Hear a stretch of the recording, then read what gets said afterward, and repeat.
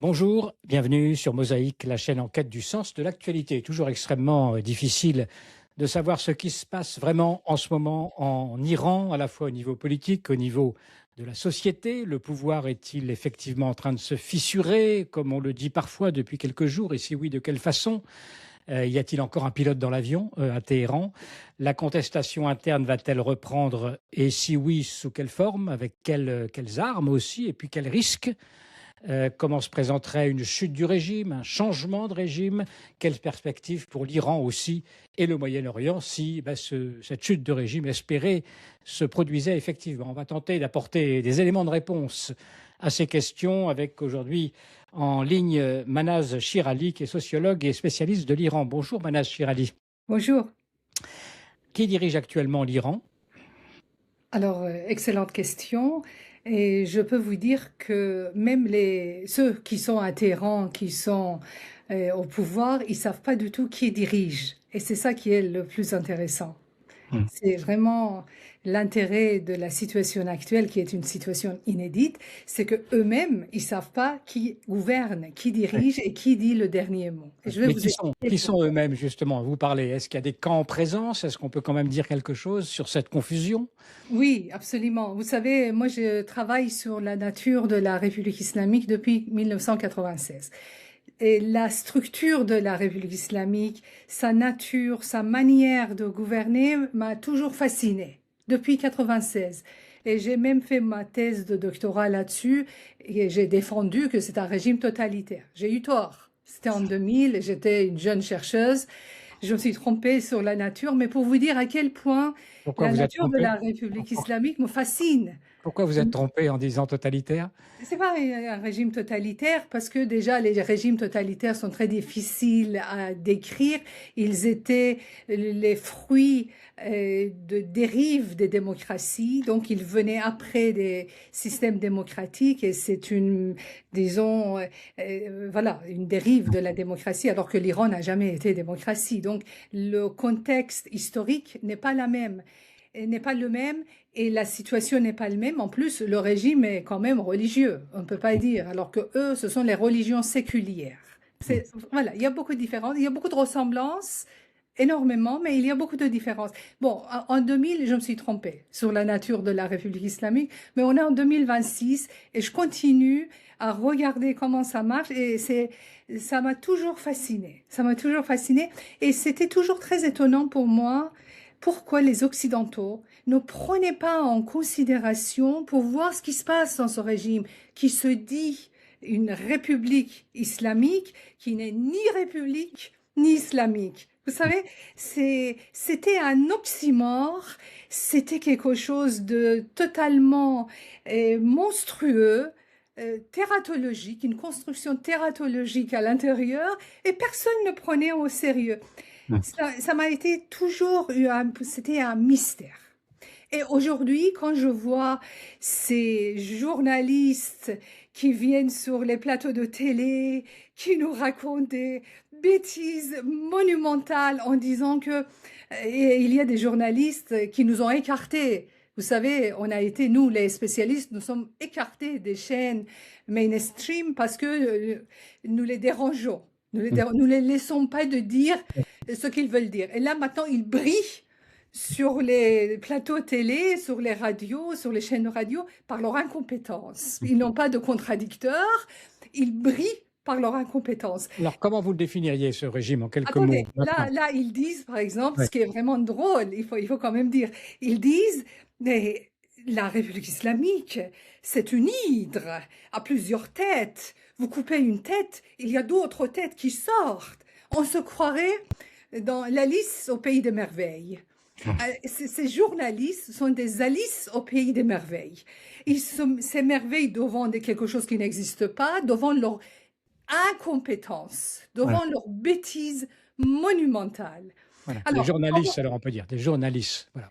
des- des- Des moi je les journalistes du Pays appelle, des Merveilles. Bon, dites-moi quels sont les camps en présence aujourd'hui. Est-ce qu'il y a quand même quelqu'un qui, malgré tout, tient une partie du pouvoir, des parcelles de pouvoir? Comment vous décririez la situation? alors, pour vous répondre, je dois dire qu'il faut regarder quelle est la structure de la République islamique. savez, l'Iran n'a jamais été une démocratie. Jamais. Il y a toujours eu des structures pyramidales dans ce pays. C'est-à-dire que sous les monarchies, c'était le Shah qui décidait et les autres qui obéissaient. La République islamique, avec son système de Walayat Faqih, il y a à la place du Shah, il y a un Wali Faqih, c'est-à-dire le grand religieux qui domine l'ensemble du monde musulman. Alors, c'est une structure pyramidale avec des centaines de milliers d'institutions qui n'ont jamais été de véritables institutions parce qu'ils étaient tous liés à qui? Au guide suprême qui était à la tête. Donc, jamais les institutions dans ce régime n'ont eu de l'indépendance. Jamais. Ils étaient tous liés. Parce que, par exemple, je prends l'exemple du système secret, le service secret. Il y a des myriades de systèmes secrets, d'une cinquantaine de systèmes secrets qui se copient, qui se contrôlent les uns et les autres, et il n'y a même pas un seul qui domine l'autre. Ils étaient tous liés au guide suprême. Bref, qu'est-ce que je suis en train de vous dire? On n'est pas en face des démocraties institutionnelles avec des institutions ancrées. On est en face d'un système qui reposait sur une seule personne, qui était le guide suprême, avec des centaines d'institutions qui n'avaient pas d'indépendance, qui étaient toutes liées à cette personne. Aujourd'hui, cette personne est tombée, il n'est plus là. Son fils aussi, il est mort avec lui, mais on a menti, donc je ne parle pas de lui. Donc, il n'y a plus de tête. On a coupé la tête. Donc, qu'est-ce qui se passe? Qu'est-ce qui se passe? Qu'est-ce qui se passe? Alors, pendant 47 ans, et je dirais même avant, ces gens-là, ils étaient tous à l'intérieur du système, mais jamais ils n'ont collaboré ensemble. Jamais. Ils ont toujours obéi aux ordres qui venaient d'en haut. Ils n'ont jamais appris à travailler ensemble. Ils n'ont jamais appris à faire quelque chose ensemble. La collaboration n'existe pas. Il n'y a que des bandes rivales et c'était un guide suprême qui tapait sur la tête de chacun et il leur disait ben, taisez-vous, vous obéissez. Et ils obéissaient. Et ça fonctionnait comme ça. Aujourd'hui, la tête est tombée. Ces bandes rivales n'arrêtent pas de se chamailler, de se déchirer. Il y a des guerres intestines à l'intérieur du système. Personne ne sait qui dirige parce qu'il n'y a personne qui dirige. Et ces gens-là n'ont jamais appris. En fait, c'est ça la clé de la compréhension. Ces gens-là n'ont jamais appris à travailler ensemble. Jamais. Et donc, je termine pour vous dire, même si aujourd'hui les Américains se retirent, même si les Israéliens ils disent au revoir, on s'en moque. On n'a rien à voir avec la République islamique. On n'a plus du tout. Vous n'êtes pas notre problème. On s'en va. Je peux vous dire que ce système qui n'a jamais appris à avoir une cohésion interne, à travailler ensemble, ça va s'effondrer. Mais bon, dans combien de temps, c'est quand même un peu difficile parce qu'ils prennent du temps pour se déchirer, pour se dévorer. Mais le problème, c'est que la seule partie de ce système qui fonctionne bien, c'est les centres de répression. Eux, ils sont tous d'accord là-dessus. Pour tuer les Iraniens, ils sont tous d'accord. Il n'y a pas de chamaillerie, il n'y a pas de conflit. Ils sont tous d'accord pour exécuter les jeunes dans les prisons. Là, pas de problème. Mais par contre, mais vous savez mieux que moi, la politique n'est pas seulement taper sur la tête de sa population et de les tuer et de les affamer. La politique est aussi tournée vers l'extérieur et la politique est censée être en relation avec les autres pays du monde. Là, ils ne savent pas faire. Ils sont incapables. Sont-ce les gardiens de la Révolution qui tiennent aujourd'hui le haut du pavé, comme on le dit, avec l'éclipse donc des mollahs? C'est un régime décentralisé. On parle de ce système mosaïque où il y a plusieurs personnes qui contrôlent un certain nombre de missiles dans le pays, répartis dans cette grande confusion. En fait, les gardiens de la Révolution, comme vous avez parfaitement bien dit, il y a des mosaïques à l'intérieur. Mais ce ne sont pas des mosaïques indépendantes. Ce sont des mosaïques rivales. Vous voyez? Et donc, chacun veut prendre les rênes de pouvoir et mater les autres. Donc, ils sont tous maintenant en train de se guerroyer, en train de se déchirer, en train de se dévorer. C'est plutôt des bonnes nouvelles que vous nous donnez alors. Mais quel est le rôle du chiisme encore dans la psyché de ces dirigeants, selon vous? puisque vous êtes aussi spécialiste de cette question? Absolument, absolument. Voilà une excellente question. Alors, c'est vraiment fascinant cette question de chiisme parce que j'ai beaucoup écouté les experts, les penseurs pour qui j'ai énormément de respect, hein. J'ai toujours appris d'eux, mais je me suis rendu compte qu'il y a quelque chose qui leur échappe. Et c'est quand même fascinant. C'est-à-dire que les grands spécialistes qui se sont prononcés sur la question de l'Iran en disant que c'est apocalyptique et ils sont prêts à se tuer, à se faire tuer parce qu'ils veulent aller au paradis et patati et patata, ça c'est fascinant. Vous savez pourquoi? Parce que, en fait, les phénomènes idéologiques n'ont pas véritablement compris, même pour les Occidentaux. L'idéologie est quelque chose qui fascine et qui attire, qui absorbe les individus, mais pas pour un temps éternel, mais pas pour un temps long. C'est toujours pour un temps court. La République islamique, à son avènement, lorsque Khomeini était encore en vie, c'était une idéocratie. Ça veut dire l'islam idéologique de Khomeini fonctionnait parfaitement bien. Attirer cet islam idéologique a véritablement attiré les Iraniens. Moi, j'étais en Iran, je voyais pendant la guerre Iran-Irak, les Iraniens étaient emportés par cet islam idéologique. Le phénomène idéologique, parce qu'on n'est plus du tout dans le chiisme traditionnel. Ce que nous avons aujourd'hui, c'est un islam idéologique, l'islam de Khomeini, qui est le fruit quand même d'une longue guerre de plusieurs siècles, 5 siècles de la lutte du clergé chiite qui arrive à cela. Et Khomeini, en fait, il prend cet islam chiite, il le transforme en autre chose. C'est ça, en fait, le génie de Khomeini. Il crée de l'islam chiisme un islam idéologique. Et c'est ça qui l'emporte. Et Khomeini attire les Iraniens, et même pendant la guerre Iran-Irak, vous ne pouvez pas imaginer. Les Iraniens, ils voulaient tous aller à la guerre, donner leur vie pour leur patrie, pour leur islam, pour leur nouveau régime. Et c'était quelque chose qui était, à l'époque, vraiment très généralisé parmi les Iraniens.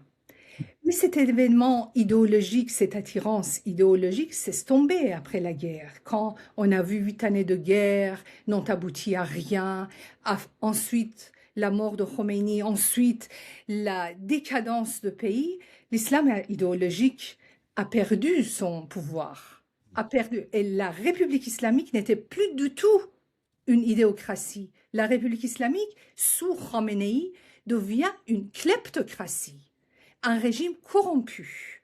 Et tous les soldats, c'est ça qui échappe, à vos experts, c'est ça qui échappe. Ils ne voient pas qu'aujourd'hui, tous ces gens qui sont autour de ce régime, qui font encore la guerre pour lui et qui sortent par exemple encore dans les rues, ils sont des mercenaires payés. Ils sont là pour de l'argent. Et si demain, ils ne leur donnent pas de l'argent, ils ne seront plus là. On n'est plus du tout dans cette logique apocalyptique, dans cette logique des individus qui voulaient donner leur vie pour aller au paradis. Quand je parle avec eux, parce que je les ai largement et longuement interrogés, plus en fait, personne ne croit à l'au-delà. Ils ne croient à ces valeurs. C'est terminé, c'est fini. Ils sont des gens terre à terre et leur seul intérêt, c'est leur poche, l'argent, leurs intérêts personnels.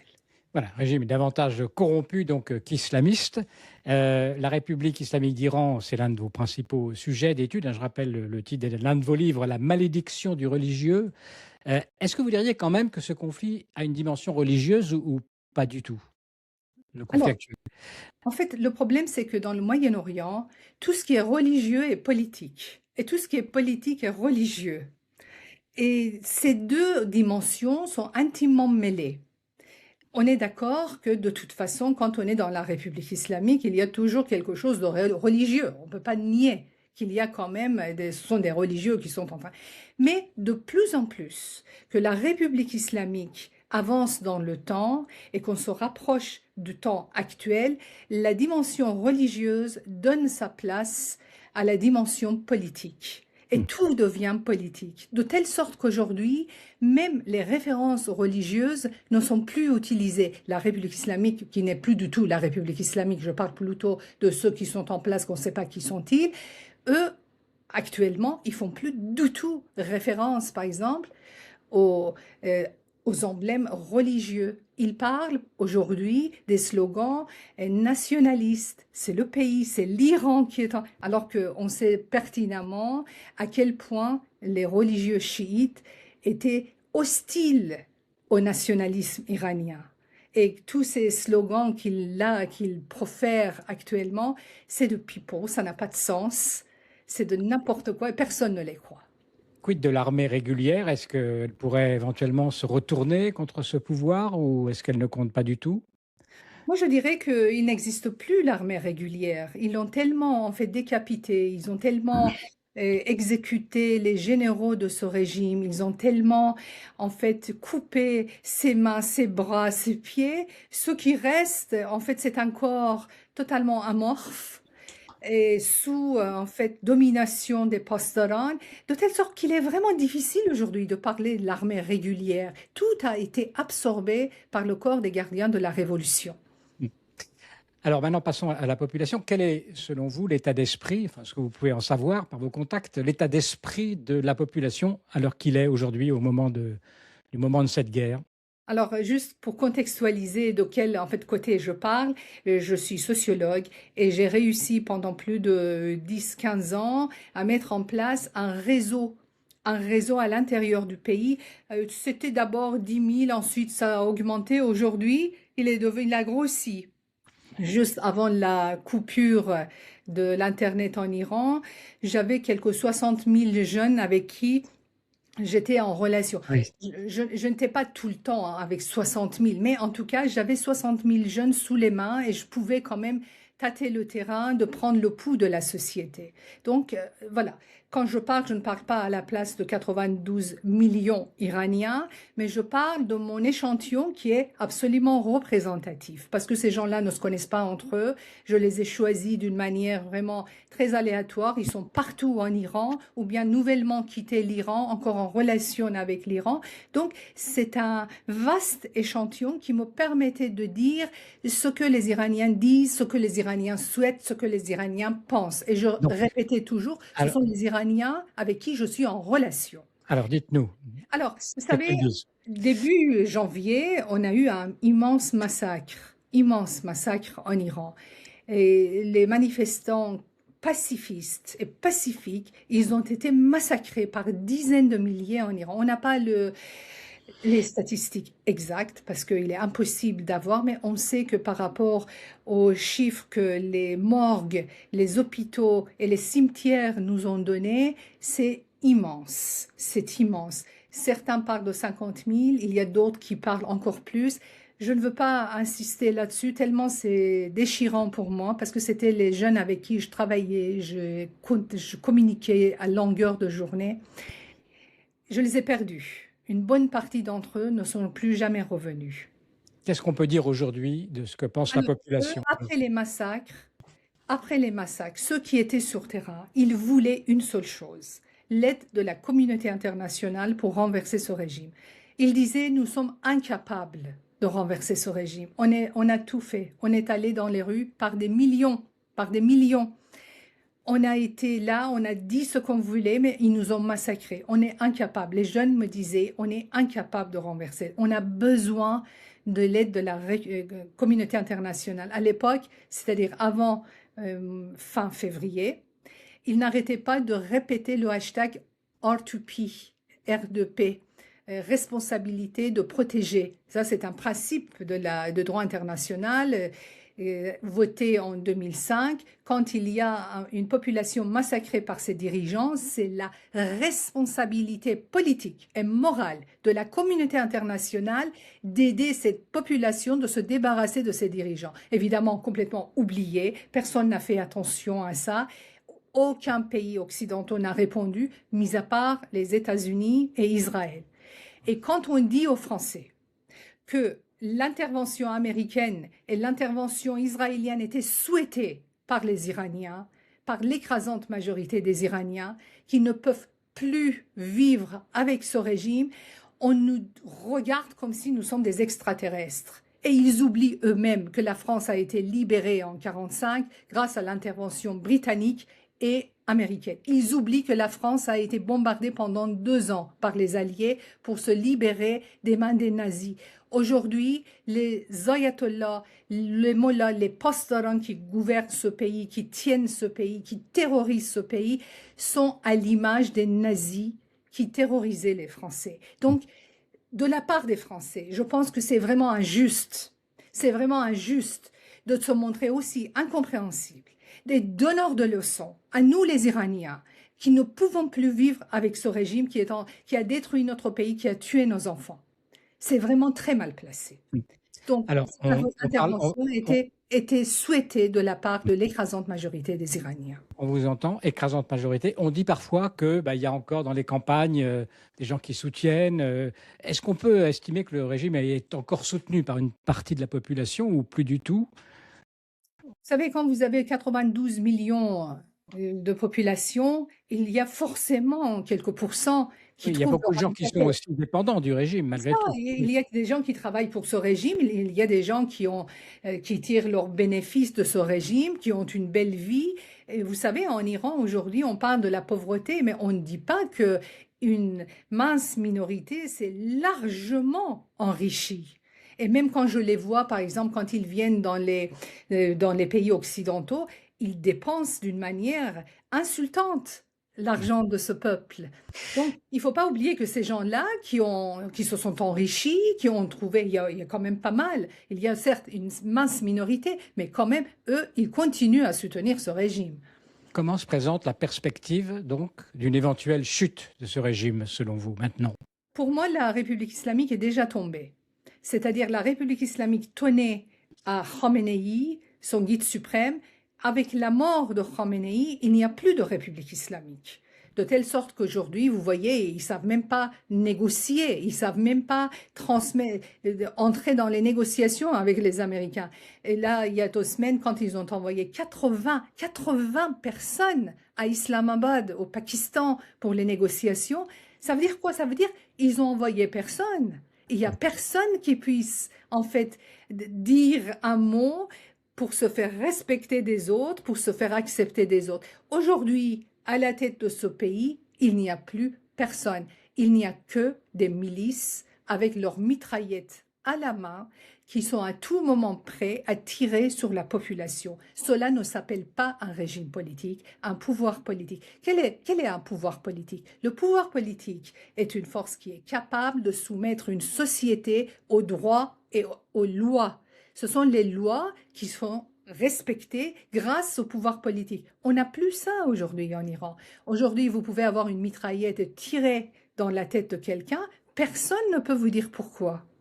Existe-t-il, à votre connaissance, des préparatifs pour une résistance armée, quelque part en Iran, susceptible de, malgré tout, récupérer le terrain contre ces milices dont vous parlez?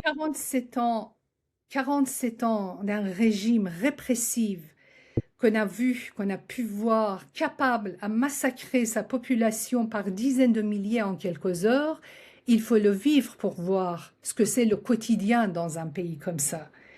Depuis que la guerre a commencé, depuis le 28 février, il y a des dizaines de jeunes qui sont exécutés tous les jours.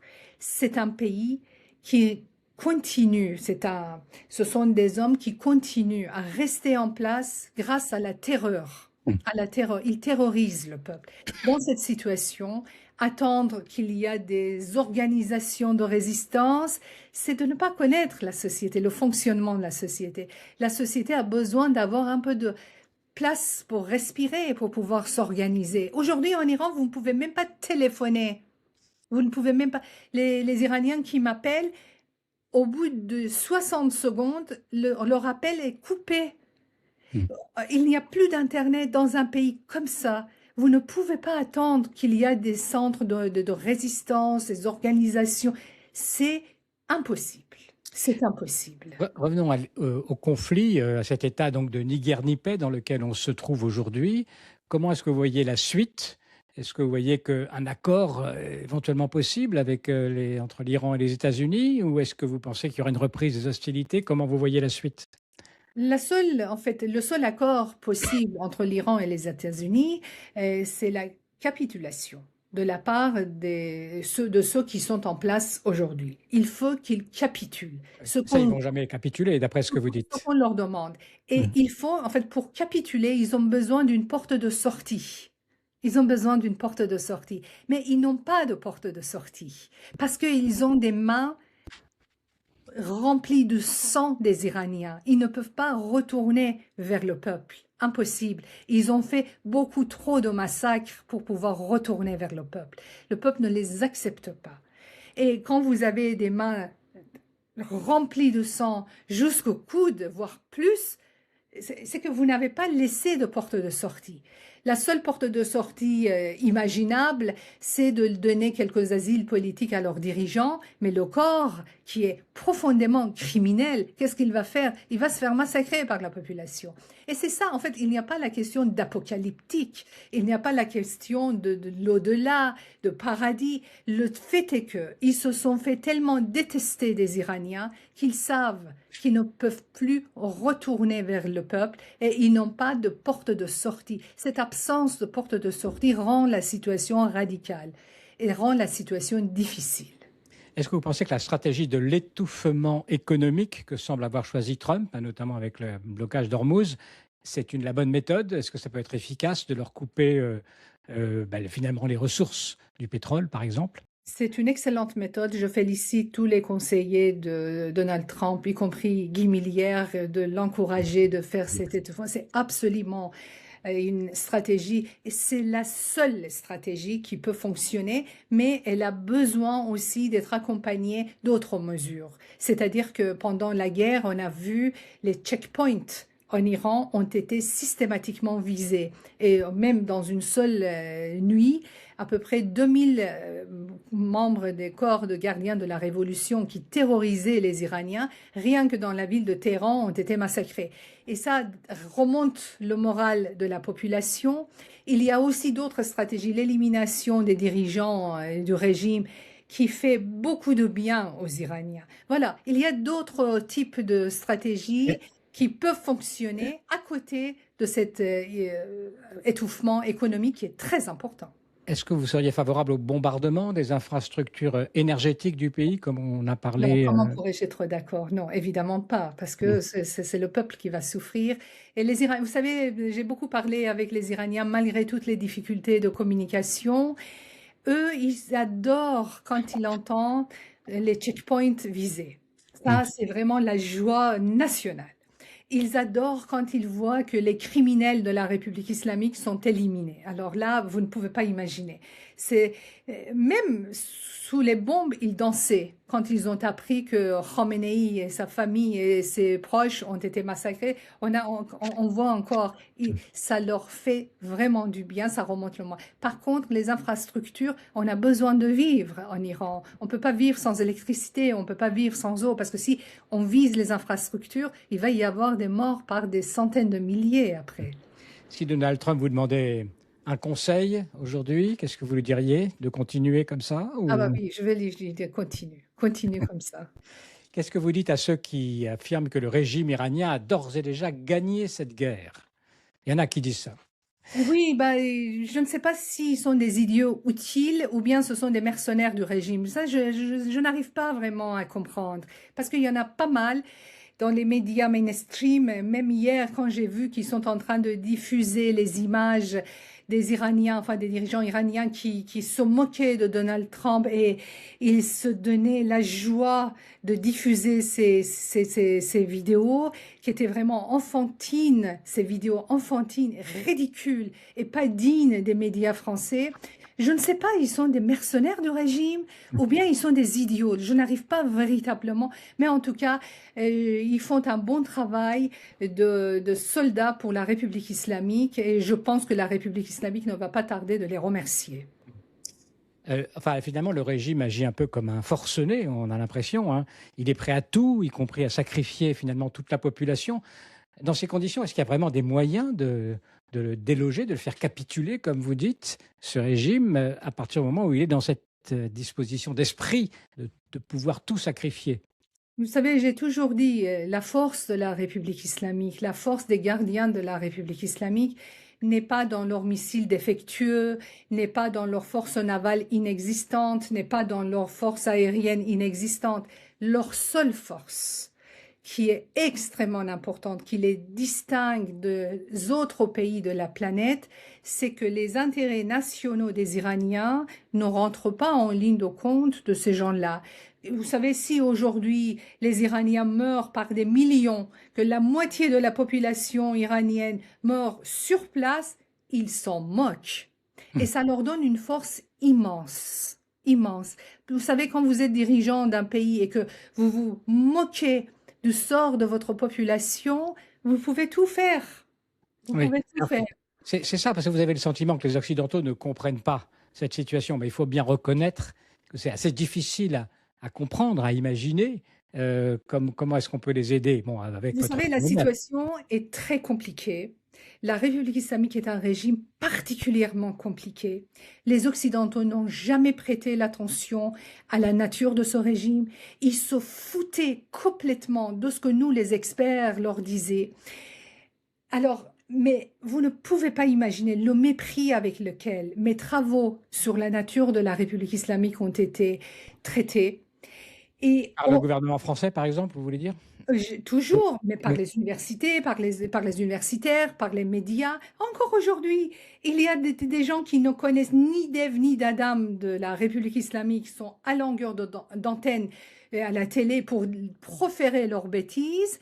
Et dès que je vais sur un plateau, on me fait taire. Ils ne veulent pas m'entendre. Vous savez, c'est qu'ils ne comprennent pas. Ils ne comprennent pas à qui ils ont affaire et ils ne veulent pas comprendre.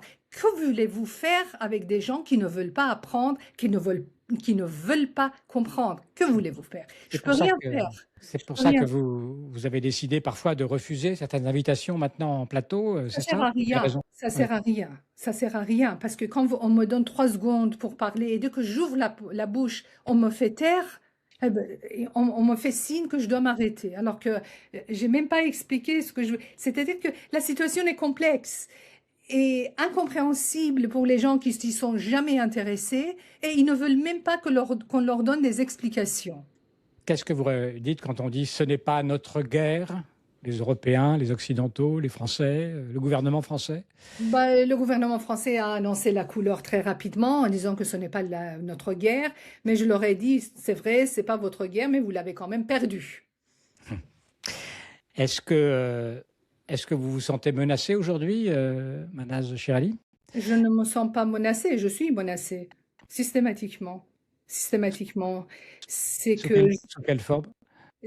toujours des messages que je reçois sur les réseaux sociaux ou sur mes adresses de mail ou sur les messages privés et qui me promettent les monts et les merveilles, de charcuter mes enfants, de tuer mon mari, de faire ceci, de faire cela. Alors là, il y a toutes les promesses voilà, pensables et imaginables, mais avec beaucoup de formes, beaucoup de politesse à Mmh. l'iranienne. Mmh. Et vous savez qui sont les gens qui vous menacent ainsi? Bon, selon mes avocats, en fait, la plupart d'entre eux sont encore en Iran, donc ils sont pas ici en France. Mais le problème, c'est que l'ambassade de l'Iran à Paris est le fief des terroristes.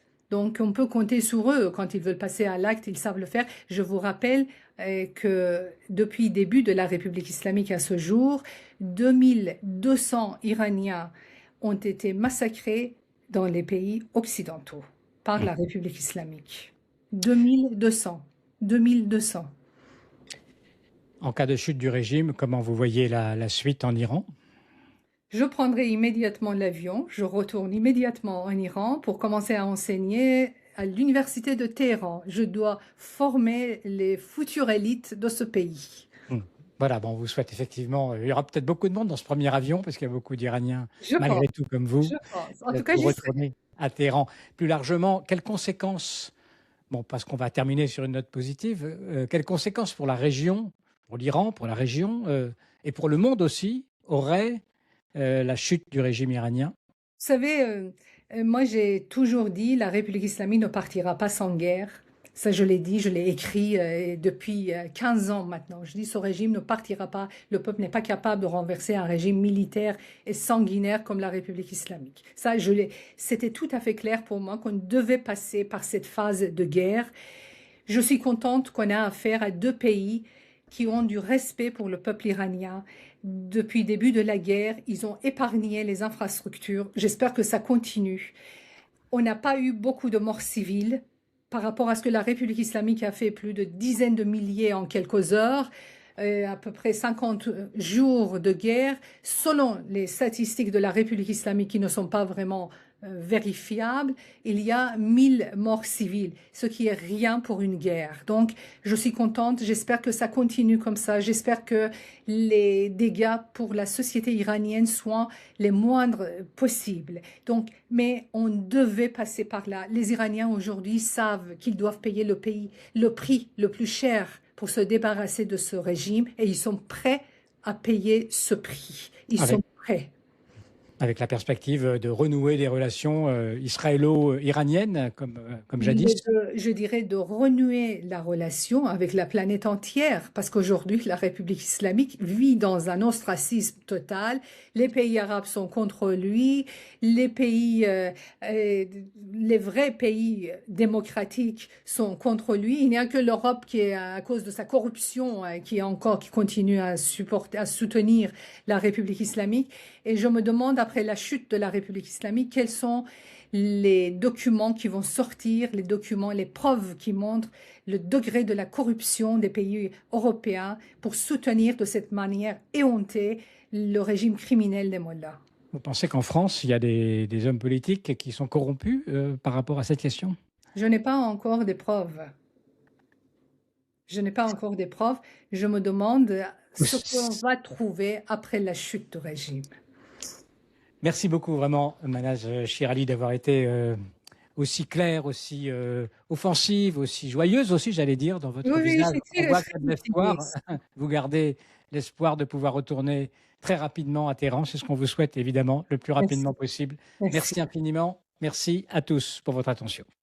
Merci beaucoup d'avoir écouté cette vidéo. Et pour suivre nos prochaines interviews, eh bien, vous pouvez vous abonner à Mosaïque. C'est très simple, il suffit de cliquer sur le bouton ci-dessous.